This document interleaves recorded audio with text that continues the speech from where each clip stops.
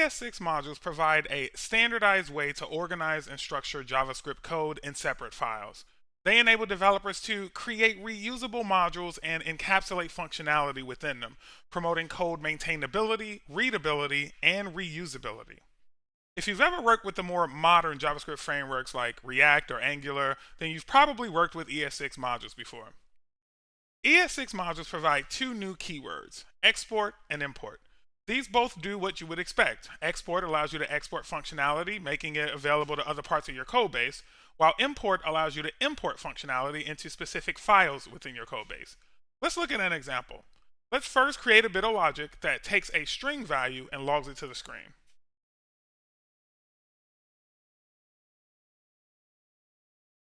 Running this, we see that it works. Now let's use the ES6 export feature to make this function available to other files within our code base. To do this, we just add the export keyword in front of our new method declaration, and that's it. Finally, we'll save this file as util.js. Now let's go back to our demo file, and we'll import the print value function from the util.js file using the ES6 import feature. Now that the function has been imported, we are free to use it in our code. Let's do that now. As you can see, we're able to call the print value method from this file now that it's been imported. When it comes to exports, there are two distinct flavors, named exports and default exports. We've already seen an example of named exports when we exported our print value function.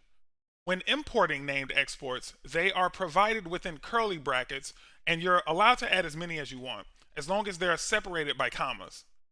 To drive this point home, let's add one more method to our util.js file. Let's call this one sum. The sum method will take a set of numbers. Okay, let's just make sure that works. Perfect. Works like a charm. Now let's export this. Okay.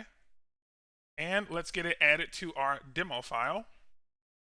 We'll just include this in the import object here. And finally, we just need to make sure it works in the demo file.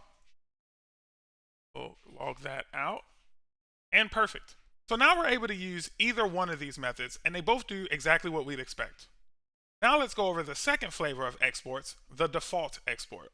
Let's head back over to our util.js file and let's create a default export. For this, we're going to need a new method, and we'll call this method product. This method will return the product of a set of numbers. Let's log it out and make sure it works. 120, so 1 times 2 is 2, times 3 is 6, times 4 is 24, times 5 is 120. So that is working as we would expect. Let's go ahead and export this as our default. To do that, we just need to add this line to the bottom of our file, and that's all. This tells our code base that there may be several methods being exported from this file, but this product method is our default method. Now let's save this and head back over to our demo file and import this new method. In our import statement, we can include our default by adding it outside of the curly brackets, like this. Now that that's been added, we can go ahead and use it. Works, and perfect. Works like a charm. The last thing I want to talk about is import aliases.